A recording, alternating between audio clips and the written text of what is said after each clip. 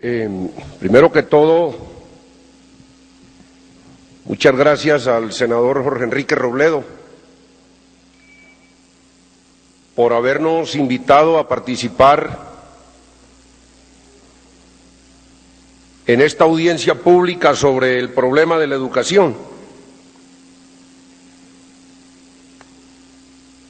Y cuando se nos dijo su temática, pensamos que era importante venir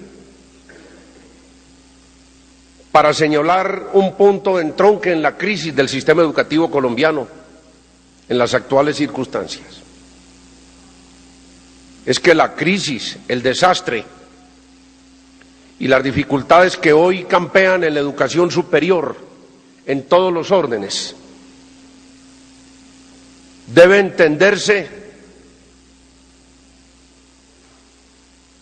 como la continuación del desastre y la crisis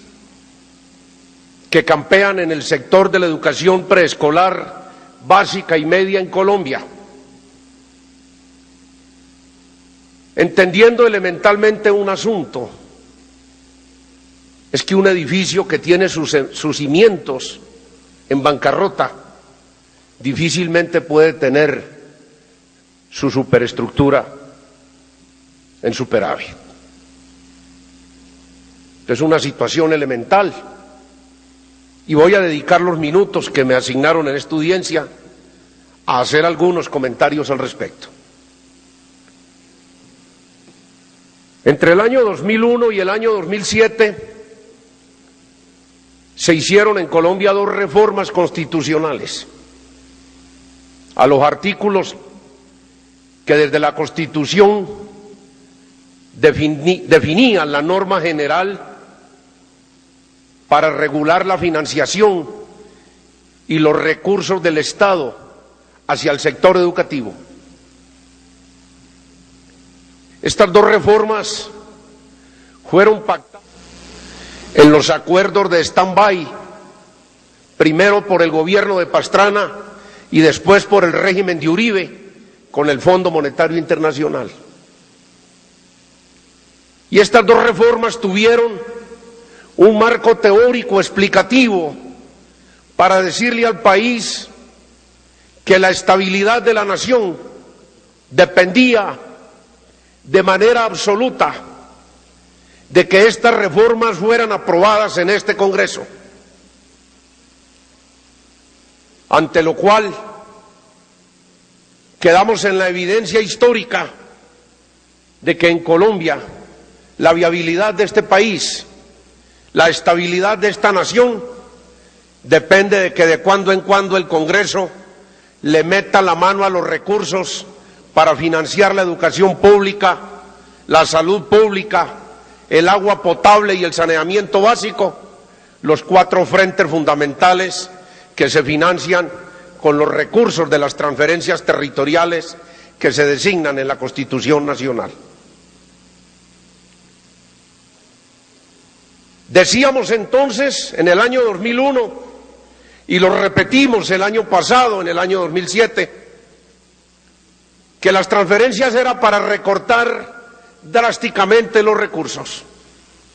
Y el gobierno salió a decir, aprovechando toda su maquinaria en los medios de comunicación, que nosotros desde FECODE mentíamos y manipulábamos, que por el contrario no era para perpetrar recorte alguno, sino para aumentar los recursos y garantizar los recursos que el Estado destinaba para el sector educativo. Y entonces la cosa aparecía como un asunto de locos. FECODE, el magisterio, los estudiantes de primaria y secundaria y la comunidad educativa en un levantamiento nacional luchando porque nos iban en contra de que nos iban a aumentar los recursos precisamente para financiar el sector. Pero las cosas son como son siempre, y después de los debates públicos, todo lo que se dice se guarda y viene la realidad de los hechos. El último documento COMPES el número 112 del 6 de febrero de este año, que reparte los recursos para el sector educativo,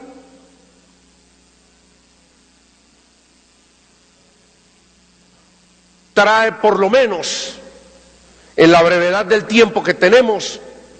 2 o 3 cosas que debo señalar en esta audiencia. La primera es que en ese documento se reconoce que el año pasado a 38 entidades territoriales certificadas les tuvieron que adelantar dineros para financiar el sector educativo de otros rubros del presupuesto con cargo a las vigencias futuras del año 2008, y que por lo tanto en este año, cuando ya fueron a asignar los recursos presupuestales de ahora, por supuesto tenían que recortárselos, porque ese es un mandato de la ley 715 del año 2001. El mismo documento COMPES, repito, el 112 del 6 de febrero de este año, reconoce y afirma que la plata que este año están asignando en el per cápita por alumno en el sistema educativo público nacional de primaria y secundaria no va a alcanzar siquiera para cubrir los costos de la nómina en 58 entidades territoriales certificadas.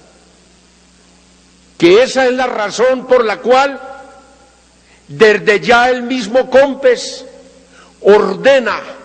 que unos recursos que se llaman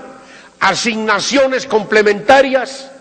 tienen que distribuirse, aclarando en esta audiencia que las asignaciones complementarias son una especie de ñapa o de gabela que la nación le otorga a los entes territoriales que aplican a rajatabla y muestran los mejores resultados en los planes de ajuste, de hacinamiento y de racionalización de la planta de personal. Es decir, que el ente territorial que cumpla bien la tarea de meter más alumnos en las aulas, de atender el mismo servicio con menos profesores, de ahorrar costos en la nómina, de recargar de trabajo y de obligaciones a funcionarios, docentes y directivos, ese ente territorial merece el premio de un cuanto dinero que llaman en el mismo COMPES asignación complementaria. Y tomando al rompe cualquier dato de alguno de los 80 entes territoriales que en Colombia están certificados, miren por ejemplo este detalle. En el año 2004 al departamento del Cesar le asignaron por alumno 860.000 pesos al año. En el año 2005 le subieron a 865.000 pesos, es decir, 5.000 pesos más de un año para otro. En el año 2006 le subieron 20.000 pesos y entonces le asignaron 885.000 pesos. En el año 2007 subieron a 924.000 pesos y asignaron una partida que llamaron de calidad de la educación adicional de 60.000 pesos. Y en el COMPES 112 del 6 de febrero del año 2008, para este año, al departamento del Cesar le vuelven a asignar 860.000 pesos por alumno, es decir, que en el año 2008 volvemos a estar en los niveles financieros para el sector educativo del año 2004. Y no había recorte a los dineros para el sector educativo, y quien mentía y manipulaba era FECODE, y los estudiantes y los padres de familia, y quien decía la verdad era la ministra de Educación y el régimen uribista. Por supuesto que estas cifras indican lo contrario y muestran efectivamente en aquellos debates quién tenía la razón.